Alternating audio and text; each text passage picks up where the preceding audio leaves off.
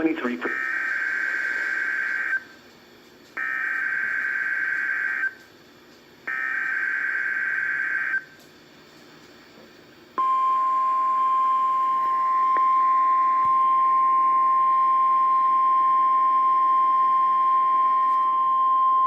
This is the National Weather Service in the Quad Cities.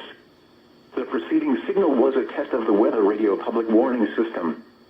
During potentially dangerous weather situations, specially built receivers are automatically activated by the signal to warn of the impending hazard.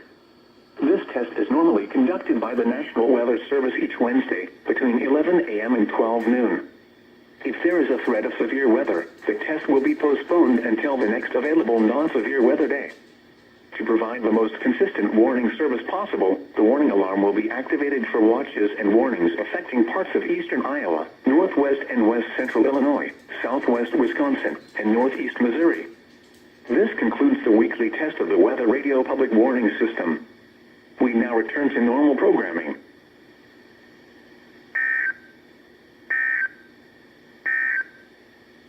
At 11